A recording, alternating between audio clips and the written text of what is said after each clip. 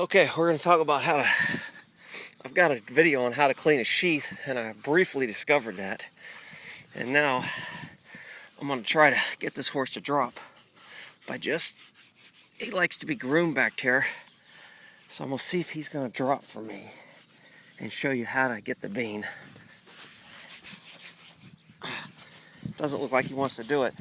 There's two steps to really cleaning the sheath on a horse. And one is to get... He's watching me over here. To get the horse to relax. And if you watch Buddy's head here, when I scratch him right there, he really likes, and he gets his head up and he gets his lips. And where I'm scratching him is right here in the middle. So I just took the saddle off him, and you can tell, I'm getting over cold here. You can tell he's still wet right here. So as I'm grooming him, I want him to drop. And I can't tell if you can tell he's about to drop or not. Sometimes when I groom him back here, he'll drop. And that gives me a chance to inspect for the bean. And the bean is basically some built up smegma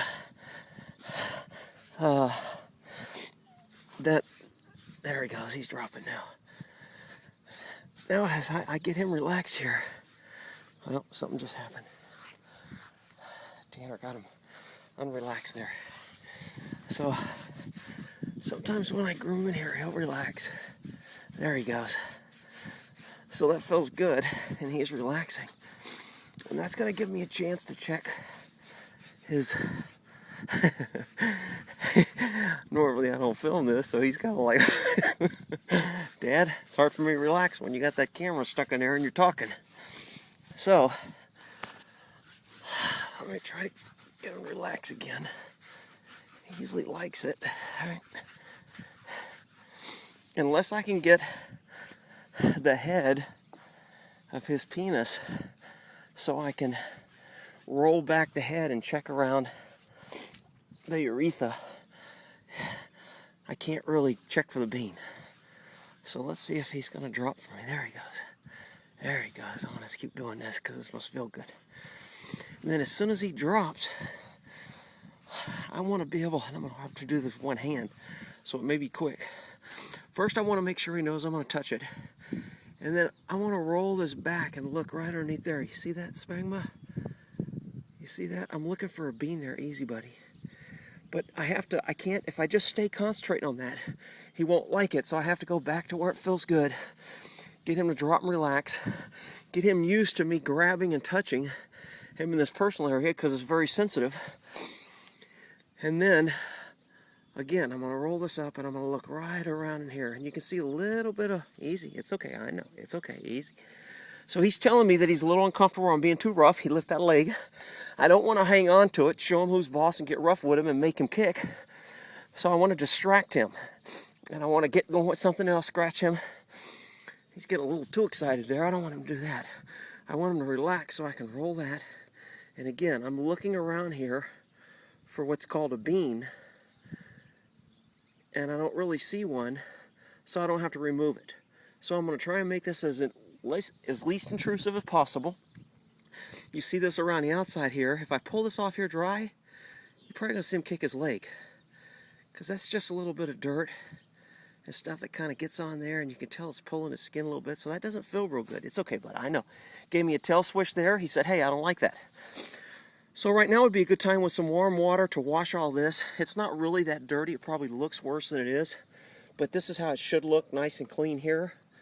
And you can tell it's a little bit dirty back here. And again, every time I touch him down here, I don't want to be pulling and hurting him. I want to go back to where it feels good. I want to relax, let him know that it's okay for me to touch him, and then give him some release. And don't keep grabbing and picking and pulling and trying to get it all this time. And oh my God, I got to get it all done this time. I want him to know that I can go ahead and touch that down there and clean some of that off and get some of this stuff off here. I know, good boy. He just told me, hey, pick that leg up and said, hey, I don't like that. I don't know if you can see that leg lifting. I'm going to try to get the leg here. When I start pulling on this and messing with it too much, he picks up that leg and says, hey, I don't like that. And Again, I just want to clean this off. It's a lot more dirty in the back there.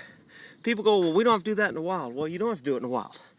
And the reason why is you got horses that are breeding out there. They're all stallions and they're breeding and they're cleaning and they have natural cleaning.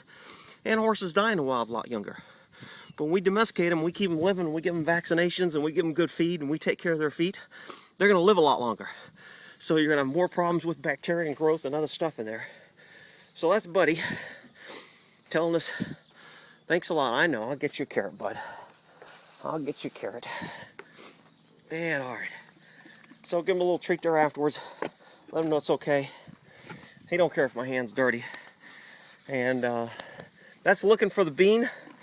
And that's the second part of cleaning out a horse's sheath. Good boy, Buddy. I know you're a good boy. And we'll end it there. Hope that helps.